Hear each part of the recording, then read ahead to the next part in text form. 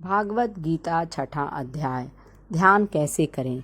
47 श्लोकों में गुथे इस अध्याय में बताया गया है कि मनुष्य स्वयं परमात्मा का अंश है, अर्थात शरीर को चलाने वाली आत्मा स्वयं परमात्मा का जीता जागता सूक्ष्म रूप है, जिसका नाश नहीं हो सकता। वो नित्य निरंतर रहने वाला है। केवल शरीर रूपी वस्त्र बदल जाते हैं। इसलिए कहा गया है कि मनुष्य जन्म में शरीर का जितना महत्व नहीं है, उतना शरीर द्वारा किए जाने वाले कार्यों का है।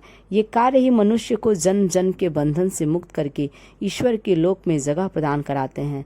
हम संसार में जो भी कमाते हैं, लौटते समय खाली हाथ जाने से अच्छा है कि हम उन सभी चीज़ों को समाज की भलाई में खर्च कर दें और पुण्य कर्म साथ में ले जाएं। भगवान कृष्ण अर्जुन को समझाते हैं कि संन्यास का ही एक रूप योग है। योग के लिए इंद्रियों तथा मन को वश में करना परम आवश्यक है।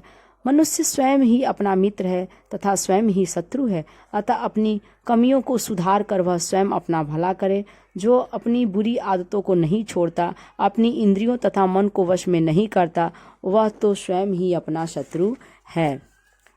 निस्वार्थ भाव से मित्र, शत्रु, पापी, पुण्यात्मा, अपने पराये सभी का भला चाहने वाला मनुष्य उत्तम है। वही एकांत में बैठकर परमेश्वर का ध्यान करने का अधिकारी होता है। ध्यान करने के लिए आसन, शरीर, स्थान की स्वच्छता जरूरी है, परंतु मन की निर्मलता तो बहुत ही आवश्यक है। अतः मन को वश में करके रीढ़ को सीधा रखकर दोनों भौहों के बीच में या नाक की नोक पर दृष्टि एकाग्र करके बैठना चाहिए।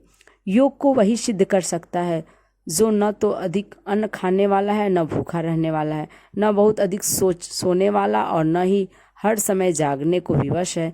योग करने में सामान्य आहार विहार वाला व्यक्ति ही सफल रहता है। जो मुझे सब में देखता है वह सरलता से मुझे पा लेता है। जो सदा मेरा चिंतन और भजन करता है उस पर मैं सदैव अपनी कृपा बनाए रखता हूँ। अर्जुन ने पूछा, हे मधुसूदन, मन की चंचलता के कारण यह योग करना अति कठिन है। मन चंचल ही नहीं, शक्तिशाली और हठी भी है। इसे वश में करना चंचल वायु को बांधने की तरह कठिन है। भगवान कृष्ण ने उत्तर दिया, यह तो कठिन है कि मन चंचल है, परंतु वैराग्य भाव से तथा अभ्यास से इसे वश में किया जा सकता है। स्पष्ट है कि जो इस मन को वश में नहीं कर सकते, वे योग में भी कभी सफल नहीं हो सकते। अर्जुन ने पूछा, हे कृष्ण, जो योग के रास्ते पर चला आ रहा है और कहीं जाकर वह विचलित होकर योग भ्रष्ट हो जाए तो उसकी क्या गति होती है, अर्थात वह साधक क्या लोक परलोक से पतित होकर नष्ट हो जाता है? कृपया मेरे इस संदेह को दूर करें। भगवान कृष्ण बोले, हे धनंजय, जो परमात्मा के परमार्थ पथ पर चलने वाला है उसको कभी हानि नहीं होती है, ऐसा ईश्वरीय नियम है। ऐसे धर्म पथ से भटक जाने पर उस आत्मा को मुक्ति नहीं मिलती, परंतु वह उत्तम लोकों तथा सदाचारी परिवारों में जन्म लेते हैं। इस प्रकार उनका अर्जित ज्ञान नष्ट नहीं होता और अगले जन्म में अपनी सत्यपथ यात्रा आगे बढ़ा सकते हैं। पूर्व जन्म के संस्कार उसे सहज ही स्वभावतः मिल जाते हैं। वे अपनी साधना आगे बढ़ाने के लिए अवसर प्राप्त करते हैं।